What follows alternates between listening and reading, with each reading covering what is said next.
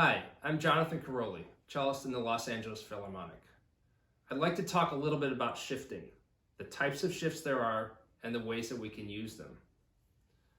A great benefit of having a relaxed, tension-free left arm is that we can have a lot of variety in the style and types of shifts that we use.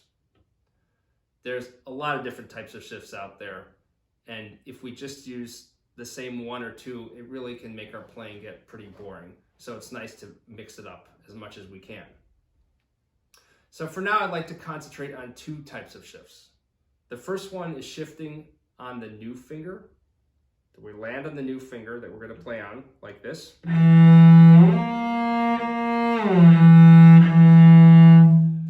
And the second type is to shift on the old finger like this.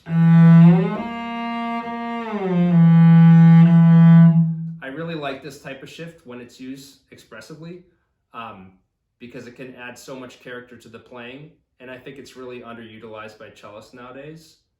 So it's important that we really work on that. It adds a lot to our playing. So let's take a look at an exercise that can really help our shifting. So on the first example that we were talking about, on shifting, and we're going to land on the new finger. Let's play around with this. We can start on any finger, but in this case, we'll start on the first finger, and we're going to go start on, let's start on E, and let's do an exercise like this without vibrato. 1, 1, 2, 1, 3, 4, and so on. We can keep going on and on and on. Play around with this and find as many combinations as you can. For instance, starting with 2.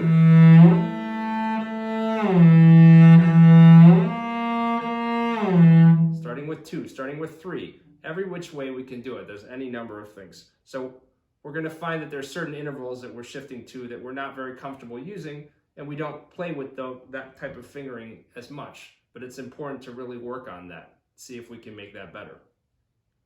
So now we can add vibrato for this kind of exercise.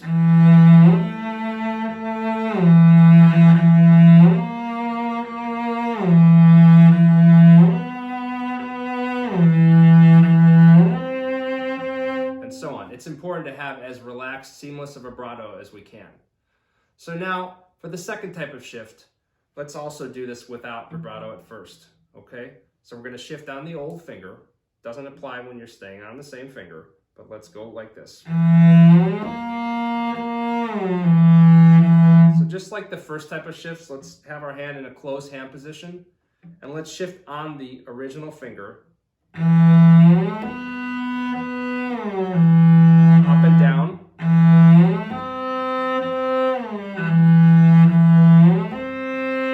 And so on. If we start with a different finger here.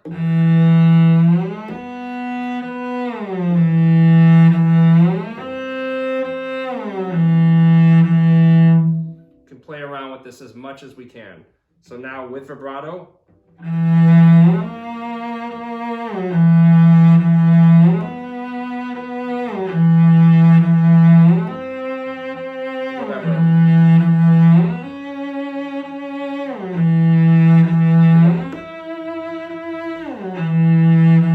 Thing about a type of shift like that is we can really either disguise or really point out the amount of sliding that we're doing. If we want to really hear it,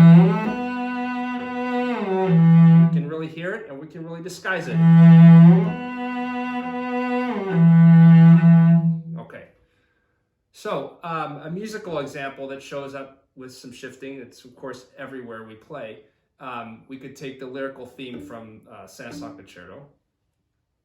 So we could play around with different types of ways of shifting. So for instance, let's suppose we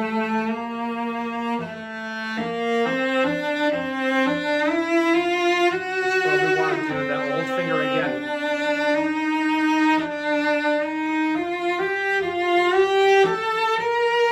Now here, maybe the same thing.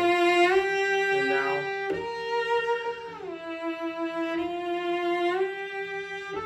So we can play around with with this in every possible way. So let's suppose instead of that, we wanted to play it on the new finger. Well, maybe we don't like that.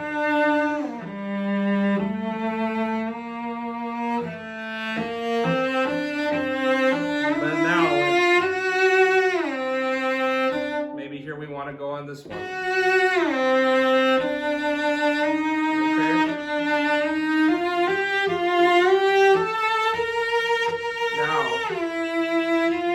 This time on the louder part.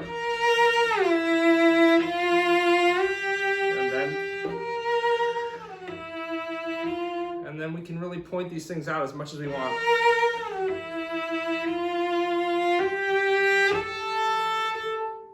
So feel free to play around with shifts as much as we can. Remember, different types of shifts bring so much variety and character to our playing, and it really helps make it a much more interesting player.